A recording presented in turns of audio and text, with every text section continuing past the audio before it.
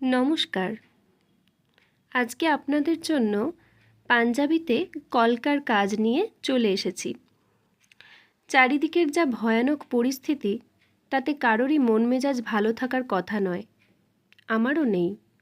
তবুও সবাইকেই তো কিছু না কিছু কাজ করে যেতেই হয়, আর এটা তো ভালো লাগার কাজ। মন ভালো না থাকা সত্ত্বেও কাজটা করছি, মন দিয়েই করছি।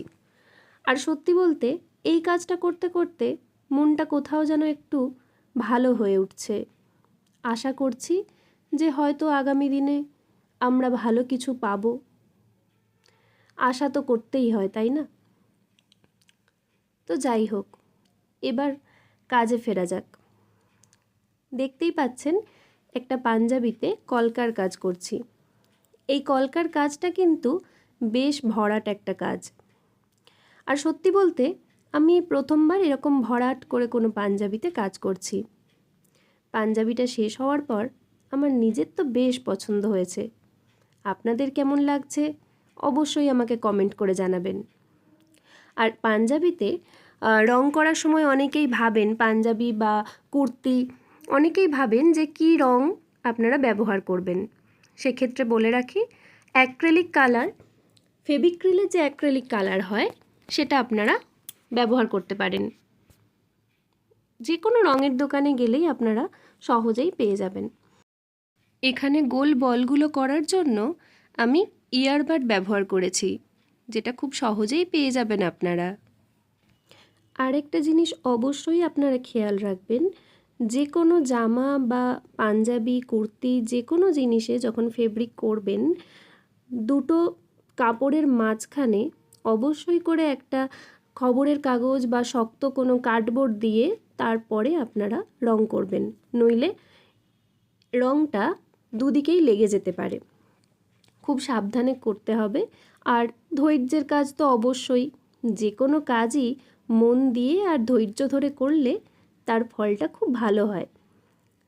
তো যাই হোক, আরও একটা টিপস আপনাদেরকে বলে রাখি, সেটা হলো আপনারা ফেব্রিক করার পর পুরো রঙটা যখন শুকিয়ে যাবে, একদম শুকিয়ে যাওয়ার পরে তারপর আপনারা জামাটাকে বা পাঞ্জাবিটাকে উল্টে নেবেন।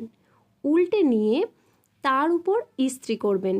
কখনোই যেদিকে ফেব্রিক করেছেন তার উপরে ইস্ত্রি করবেন না।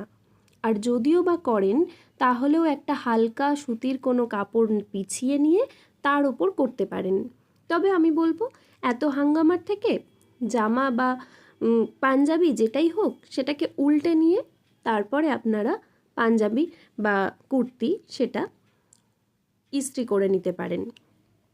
তো এখানে মোটামুটি আমার কাজটা প্রায় শেষের পথে। শেষের দিকটা দেখুন আমি একটু হালকা কাজই করেছি, কারণ পুরোটা ভরাট করলে আবার অতটাও সুন্দর হয়তো লাগতো না। যাই হোক, হয়তো সুন্দর লাগতো, আমি আমার মতন ভেবেছি, আপনারা আপনাদের মতন করতে পারেন। আমার মনে যেরকম এসেছে সেরকম করেছি। আর সবথেকে ভালো লাগার জিনিস হলো, কলকাটা না কোনো রকম কোনো বাঁধা ধরা ছন্দে চলে না, ওর একটা নিজস্ব গতি আছে। আপনি করতে চাইবেন, ভাবনা যেমন যেমন আসবে সেই অনুযায়ী আপনার হাতও চলবে। তো আপনাদের সাথে কথা বলতে বলতে দেখুন আমার কাজও মোটামুটি কমপ্লিট হয়ে গেছে। কেমন লাগলো আপনাদের এই পাঞ্জাবির কাজ আমাকে অবশ্যই কমেন্ট করে জানাবেন। আর এর পর বেশ কয়েকটি পাঞ্জাবির কাজ আমি করছি, আপনাদেরকে অবশ্যই দেখাবো সেগুলো। আপনারাও সেগুলো দেখার জন্য আমার চ্যানেলে চোখ রাখুন। আজকের মতন টাটা।